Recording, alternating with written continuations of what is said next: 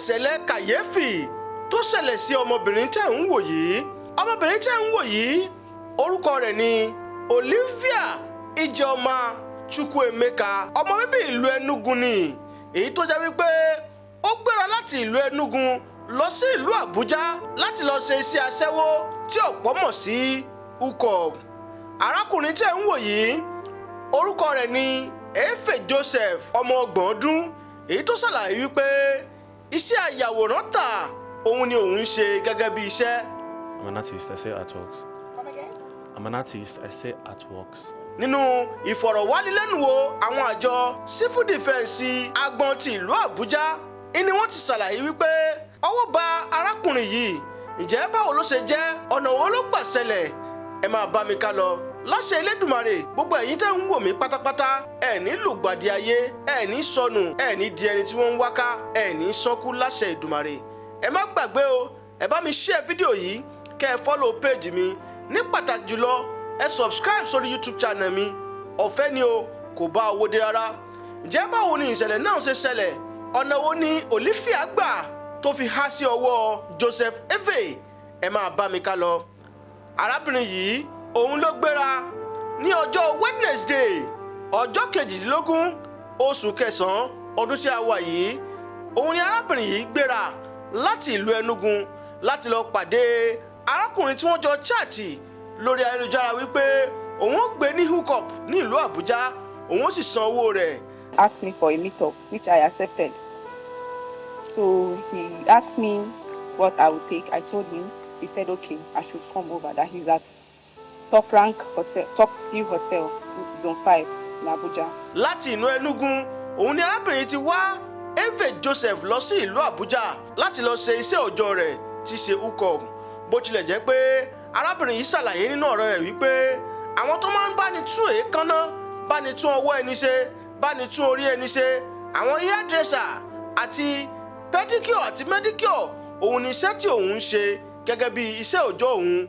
Ṣùgbọ́n ọkùnrin yìí bá òun ṣáàtì wípé bí òun bá lè gbà kóun gbé òun lólóṣó, òun yóò san owó gidi.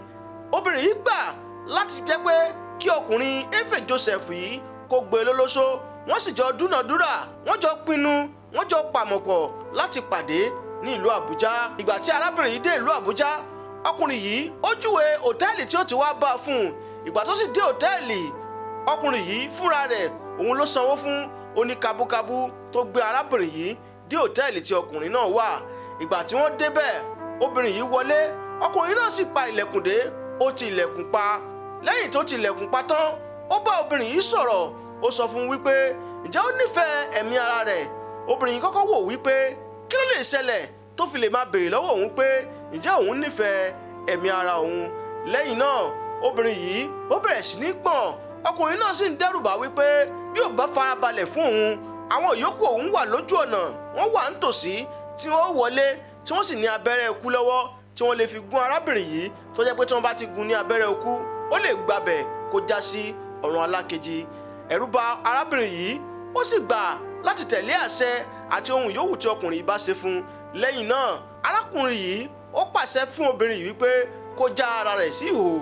Lẹ́yìn tó já ara rẹ̀ sí ìhòòhò tán, ó ní kó na ọwọ́, ó sì fi sọ́lẹ́tẹ̀pù, ó fi di ọwọ́ rẹ̀, ó fi di ẹnu rẹ̀. Ìgbà tí ò tó, ó yọ aṣọ rẹ̀, ó fi dè é ní ẹnu.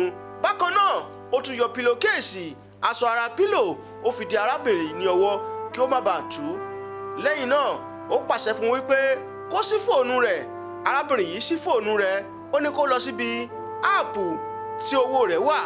Ọmọbìnrin yìí sọ wípé Opay nìkan ni òun ní. Lẹ́yìn tí ó ṣí Opay rẹ̀ tán, ó pàṣẹ fún wípé kó tẹ pásíwọ̀dù rẹ̀ sí. Ọkùnrin yìí wọ inú àkáǹtì arábìnrin yìí, kò sì rí nǹkan kan níbẹ̀. Inú bí ó sì sọ fún un wípé kí ló dé tí ò lówó nínú àkáǹtì.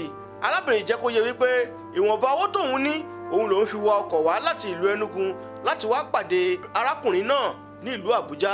Lẹ́yìn èyí, arákùnrin yìí ó mú fóònù rẹ̀, ó sì kìlọ̀ fún un wípé kò gbọ́dọ̀ pariwo, wípé tó bá pariwo àwọn yòókù òun ń bẹ ní ojú ọ̀nà, wọ́n ń bẹ nítòsí, wọ́n wọlé wá, wọ́n sì gún ní abẹ́rẹ́. Lẹ́yìn tí arákùnrin yìí lọ tán, ara arábìnrin yìí balẹ̀, ó sì farabalẹ̀, ó wọ́ débi ojú wíńdò, ó sì bẹ̀rẹ̀ sí ní pariwo títí ọ̀kan lára àwọn òṣìṣẹ́ hòtẹ́ẹ̀lì náà tí wọ́n fi gbọ́ tí wọ́n fi sáré wá sókè láti wá tú arábìnrin yìí sílẹ̀. Lẹ́yìn tí arákùnrin tó ń ṣiṣẹ́ ní hòtẹ́ẹ̀lì yìí wọlé tán, ó tú aṣọ ẹnu obìnrin yìí. Obìnrin náà sọ fún pé kó sáré máa lọ láti lọ lé arákùnrin náà mú.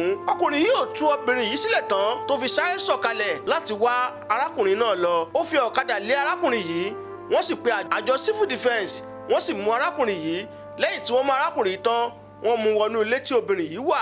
Wọ́n sì bẹ̀rẹ̀ sí ní pàṣẹ fún wípé kí ló fẹ́ ṣe fún, kí ló tó fi nǹkan dè lọ́wọ́ àti lẹ́sẹ̀ tó sì fi nǹkan dè lẹ́nu. Lẹ́yìn eléyìí tó kọ̀ tí ò jẹ́wọ́, wọ́n pàṣẹ fún wípé kó fi ọwọ́ ara rẹ̀ tú obìnrin yìí sílẹ̀. Wọ́n sì mú lọ sí àgọ́ àwọn civil defence. Ìgbà tí àwọn civil defence béèrè ìdí tó fi yan irú iṣẹ́ burúkú yìí láàyò, ó ṣàlàyé fún àwọn civil defence wípé àbúrò òun tó jẹ́ alárùn síkúsẹ̀lì òun ni òun ń wá owó fún tóun fẹ́ fi owó tọ́jú nítorí wípé iṣẹ́ artwork tóun ṣe kò tà dáadáa, òun sì gbọ́dọ̀ wá oògùn àti oúnjẹ tí àbúrò òun ó jẹ. Èyí ló fà á tóun fi bẹ̀rẹ̀ iṣẹ́ burúkú náà. Ó ní arábìnrin yìí òun ni ó jẹ́ ẹlẹ́ẹ̀karùn-ún tóun ti ṣe rí nítorí pé òun ti ṣe 4 ọ̀tọ̀ọ̀tọ̀ ní àṣeyọrí, ṣùgbọ́n ti ẹlẹ́ẹ̀karùn-ún òun ló yí òun lọ́wọ́. My name is F.A. Joseph. I was arrested because I tied the girl up and was running away with her phone. I met her on a site called Drunks. It's a site for hookup girls. Ǹjẹ́ ibo ni àwọn òbí rẹ̀ wà?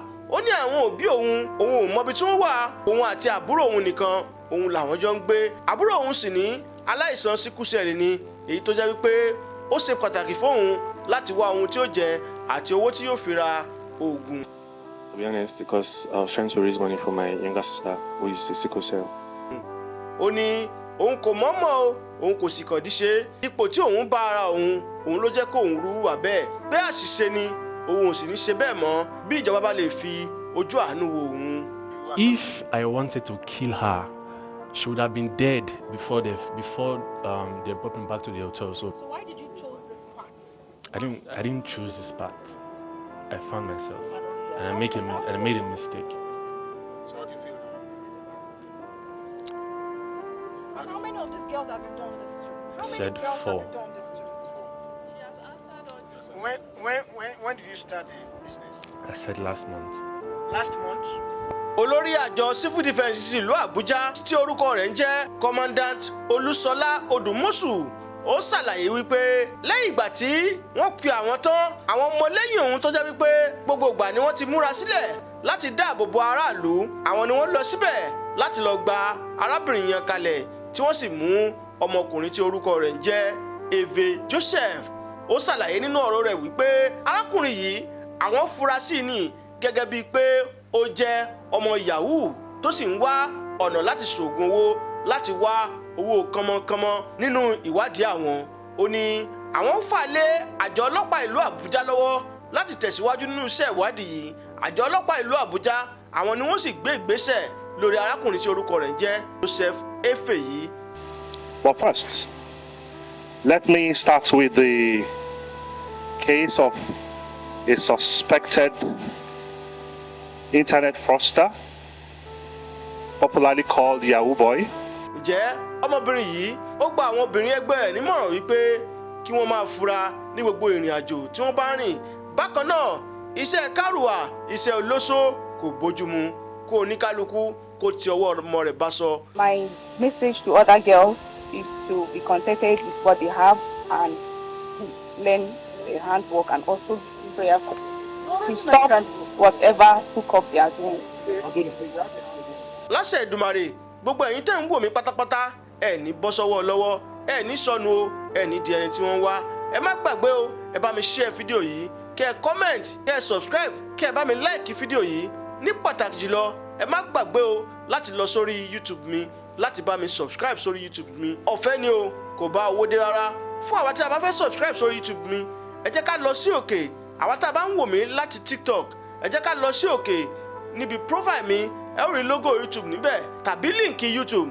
Tí ẹ bá ti tẹ orí líǹkì tàbí logo yìí, yóò gbé yín lọ sí orí YouTube mi. Ibẹ̀ ló ti subscribe sórí YouTube mi. Ẹ má gbàgbé o, títí ìgbà mẹ́rin tá a tún máa pàdé, ẹ ní sọnù, èmi náà ò ní sọnù. Gbogbo wa à ní bọ́ sọ́wọ́ lọ́wọ́, à ní di ẹni tí wọ́n ń wá o. Ire o.